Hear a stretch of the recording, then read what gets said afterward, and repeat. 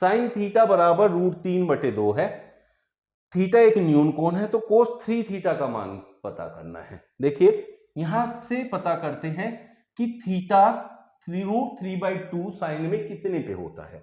Sine theta का 0 degree, 30 degree, 45 degree, 60 degree, 90 degree बच्चों। यहां होता है 0, 1/2, यहां होता है 1/√2, यहां होता है √3/2 और यहां होता है बच्चों 1। √3/2 देखिए कितने पे है, 60 डिग्री पे। इसका मतलब थीटा 60 डिग्री है, तो कोस 3 थीटा, कोस 3 इंटू 60, तो कोस 180 डिग्री हो गया। कोस 180 डिग्री का मतलब जो कोस 0 का मान है वो बस माइनस में लेना है।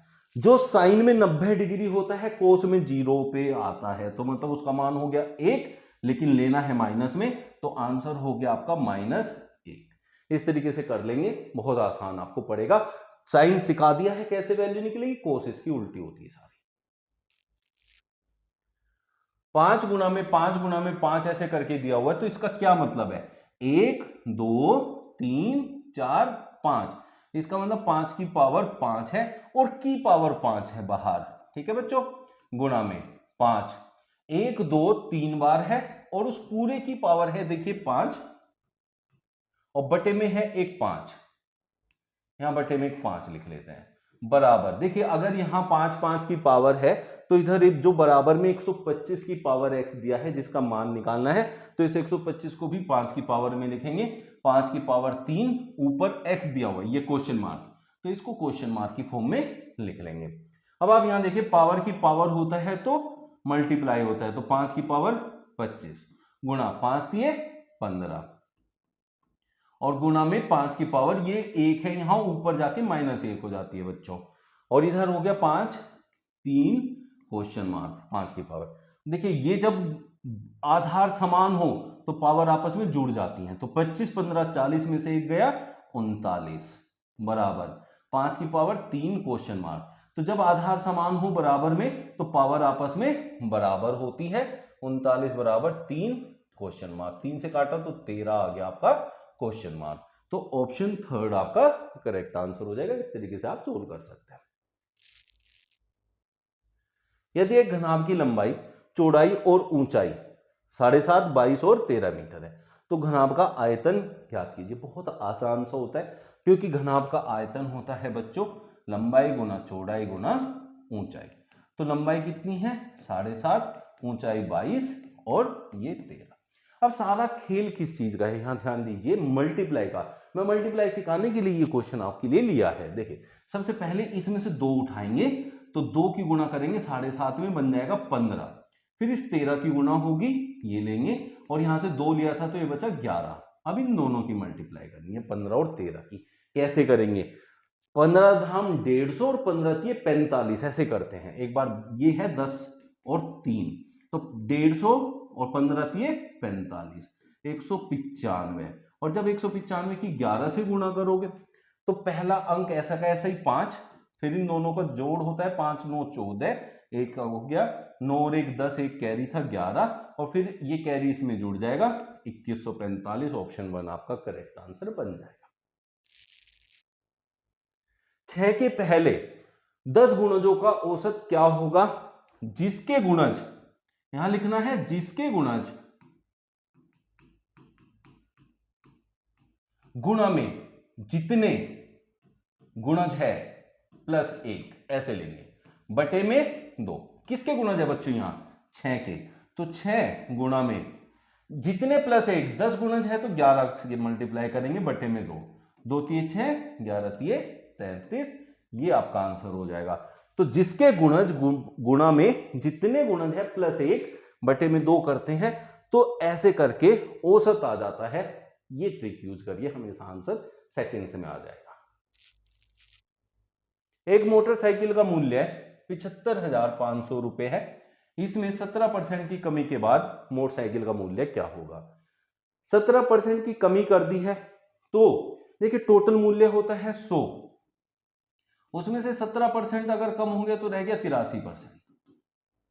तो इसका मतलब अब हमारे पास जो मूल्य है मोटरसाइकिल का 75,500 का 83% रहेगा, तो इसको सीधा निकालेंगे 75,500। अब होता क्या है बच्चों, जिसका प्रतिशत निकालना है वो गुणा में बटे 100 ऐसे होता है। अब 5 दिए 15 इकाई अंक देखेंगे तो 5 आना चाहिए लास्ट में, और लास्ट में 5 सिर्फ इस ऑप्शन में है तो गुणा करने की जरूरत नहीं है, डायरेक्ट आंसर आपका आ गया है। यदि एक मूलधन पर एक वर्ष का चक्रवृद्धि ब्याज 350 रुपए है और दूसरे वर्ष का चक्रवृद्धि ब्याज है 420 रुपए। देखिए पहली बात को समझिए, अगर पहली साल 350 रुपए मिला है बच्चों, दूसरी साल भी 350 रुपए ही मिलता अगर साधारण ब्याज होता। मिला है 420, तो जितना 350 से ज्यादा होगा वो सारा का सारा आपका चक्रवृद्धि ब्याज होगा, जो ब्याज पे ब्याज मिलेगा। तो देखिए 420 में से अगर 350 माइनस करूं तो 70 बनता है। अब 350 का कितना प्रतिशत 70 होता है, तो बस आपको क्या काम करना है, इस 35 का टेबल पढ़ के 70 तक जाना है। 35 दूनी 70, तो जो 2 है वो ही आंसर है, मतलब 20%। एक चतुर्भुज का क्षेत्रफल 336 वर्ग मीटर है और सम्मुख शीर्षों से एक विकर्ण पर खींचे गए लंब 16 मीटर और 12 मीटर है। विकर्ण की लंबाई ज्ञात करें। जब भी आपको ऐसा क्वेश्चन दे तो आप क्या करें, जो 336 आपका यहां क्षेत्रफल दे रखा है उसको पकड़े, 336 उसका डबल करना है और बटे में हमेशा जो ये लंब दे रखे हैं इन दोनों का योग रखते हैं। तो 16 और 12 को अगर जोड़ूं तो 28 आता है, इसको रखते हैं बटे में। बस आपका आंसर आएगा, 14 से इसे काटूं तो 14 दूनी 28, 14 चौके 56, ऑप्शन 4 ये होती है विकर्ण की लंबाई। तो इस तरीके से यूज करें, हमेशा आंसर सेकंड्स में लेकर आए।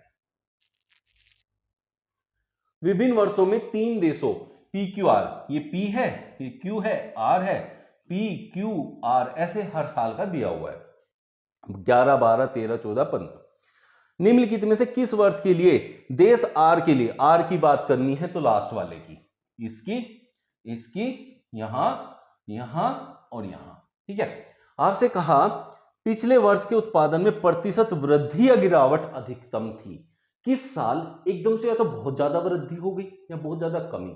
देखिए यहां ये कितना है 40, अगली साल कितना रहा, देखिए अगली साल भी इतना ही है तो कोई ज्यादा चेंज नहीं आया। लेकिन उससे अगली साल ये कितने पे चला गया, 30 पे।